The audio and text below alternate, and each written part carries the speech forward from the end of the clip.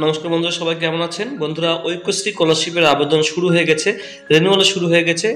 আবেদন চলবে 30শে সেপ্টেম্বর পর্যন্ত। প্রায় 2 মাস আড়াই মাসের মতো সময় রয়েছে। 2 মাস আড়াই মাস বন্ধুরা আবেদন চলবে। এতদিন ধরে জুলাই মাসেও আবেদন শুরু হয়েছে, জুলাই মাস থেকে। তো প্রায় 7 দিন 8 দিন ধরে কোনো রকম রিটাই বলতো, তারপরে বলতো যে আন্ডার মেনটেন্স, কোনোভাবে কিন্তু অ্যাপ্লিকেশন হচ্ছিল না বা আবেদন হচ্ছিল না। কিছু রেজিস্ট্রেশন হওয়ার পরে মাঝখানে গিয়ে কিন্তু ডকুমেন্ট আপলোড করা যাচ্ছিল না। তো বন্ধুরা, 30 সেপ্টেম্বর পর্যন্ত এখানে দেখুন, 30 সেপ্টেম্বর পর্যন্ত আবেদন আবেদন চলবে। এখানে আপনি ক্লিক করে দেবেন।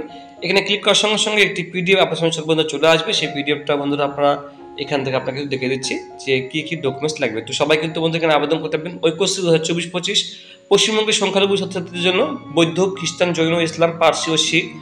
এখানে আবেদন শুরু হয়েছে। আবেদনকারীকে পশ্চিমবঙ্গের বাসিন্দা হতে হবে। বিদ্যালয়ের শিক্ষার্থীদের জন্য বাংলা শিক্ষার ইউনিক আইডি নাম্বার থাকতে হবে। বাংলা শিক্ষার আইডি নাম্বার কোথায় পাবেন বন্ধুরা? এটা আপনি ক্লাস 1 থেকে শুরু করে যে কোনো ক্লাসে কিন্তু এখানে আবেদন করতে পারবে। বাংলা শিক্ষা আইডি আপনার স্কুল থেকে পেয়ে যাবেন, স্কুল থেকে বন্ধুরা নিয়ে আসবেন।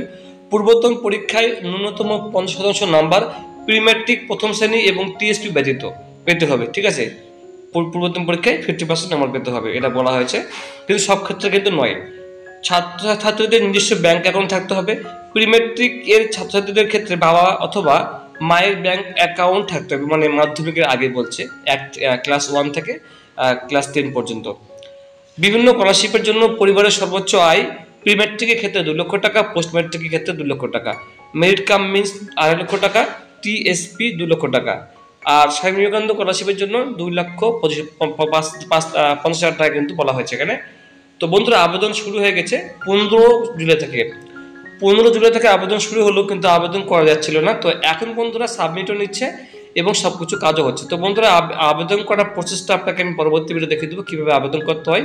ঠিক আছে, তো অলরেডি আমি একজনের আবেদন করেছি। তো আরেকজন যখন আবেদন করতে বসবো তো আপনাদেরকে আমি অবশ্যই দেখিয়ে দেবো। আচ্ছা, এরপরে দেখুন বলছে প্রকল্পের বৈশিষ্ট্য কি। এখানে দ্বিতীয় শ্রেণী থেকে 10ম শ্রেণী এবং দ্বাদশ শ্রেণী থেকে প্যাথোলজি সংস্থা যাতে 2023-24 শিক্ষাবর্ষে ঐক্যশ্রী স্কলারশিপের জন্য আবেদন করছে, তাদের নতুন করে আবেদন করার কোনো প্রয়োজন নেই। পূর্ব নবীকরণের জন্য যোগ্য ছাত্রছাত্রীরা এস এম এর মাধ্যমে কনফার্মেশন পাবেন। প্রি ম্যাট্রিকের যেসব ছাত্রছাত্রী প্রথম শ্রেণী বা নতুন স্কুলে ভর্তি হয়েছেন, সে সকল ছাত্রছাত্রী একাদশ শ্রেণীতে ভর্তি হয়েছেন, তাদেরই শুধুমাত্র অনলাইনে আবেদন জানাতে হবে। ঠিক আছে।